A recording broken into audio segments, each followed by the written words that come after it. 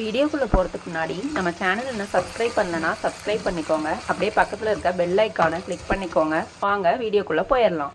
வெந்தய குழம்பு பண்ணுறதுக்கு பேனில் 1/2 ஸ்பூன் ஜீரகம், மிளகு, கடலைப்பருப்பு, அரிசி, 1/4 ஸ்பூன் வெந்தயம், 2 ஸ்பூன் கொத்தமல்லி, 3 வரமிளகாய் சேர்த்துக்குங்க.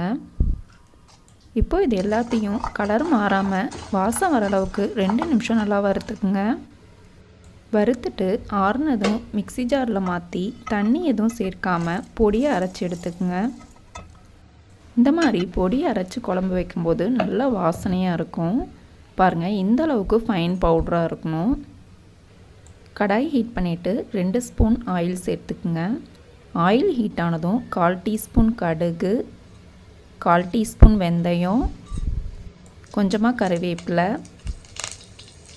8 பல் பூண்டு, அரை கப் அளவுக்கு சின்ன வெங்காயம் சேர்த்துக்குங்க. சின்ன வெங்காயத்தை சேர்த்துட்டு ஒரு 2 நிமிஷம் போல் நல்லா எண்ணெயிலேயே வதக்குங்க. வெங்காயம் நல்லா வதங்கினதும் ஒரு பெரிய சைஸ் பழுத்த தக்காளியை பொடியாக கட் பண்ணி சேர்த்துக்குங்க. கொஞ்சமாக உப்பு சேர்த்து தக்காளி நல்லா சாஃப்டாகிற வரைக்கும் வதக்கிக்கோங்க. கொஞ்சமாக பெருங்காயத்தூள் சேர்த்துக்குங்க, நல்லா வாசனையாக இருக்கும். தக்காளி நல்லா வதங்கி வந்ததும் அரைச்சி வச்சுருக்க பொடியை உள்ளே சேர்த்துடலாம். பொடியை சேர்த்துட்டு ஒரு 2 நிமிஷம் போல் எண்ணெயிலே நல்லா வதக்கி விடுங்க. பாருங்கள், இந்தளவுக்கு மிக்ஸ் பண்ணிவிட்டு ஒரு சின்ன நெல்லிக்காய் சைஸ் அளவுக்கு புளியை நான் கரைச்சி எடுத்து வச்சுருக்கேன், அதை உள்ளே சேர்த்துக்கலாம். புளி தண்ணி சேர்த்து நல்லா மிக்ஸ் பண்ணிவிட்டு 1/4 டீஸ்பூன் மஞ்சள் தூள், தேவையான அளவுக்கு உப்பு சேர்த்துக்குங்க. குழம்புக்கு தேவையான அளவுக்கு தண்ணி சேர்த்துக்குங்க. தண்ணி ரொம்ப அதிகமாக சேர்த்துடக்கூடாது, கொஞ்சமாக சேர்த்திங்கன்னா தான் நல்லா திக்காக இருக்கும் குழம்பு.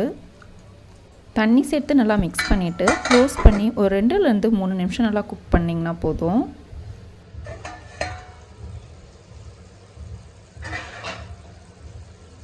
பாருங்கள், குழம்பு நல்லா கொதிஞ்சு வந்துருச்சு. இப்போ இதில் வறுத்து அரைச்ச வெந்தய பொடி ஒரு 1/2 ஸ்பூன் சேர்த்துக்கிறேன்.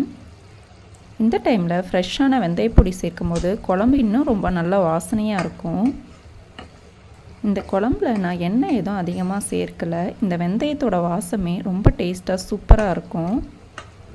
கமகமன்னு வெந்தய குழம்பு சூப்பராக ரெடி ஆயிடுச்சு. நீங்களும் ட்ரை பண்ணி பார்த்துட்டு கமெண்ட் பண்ணுங்கள். Like and share, subscribe to staff and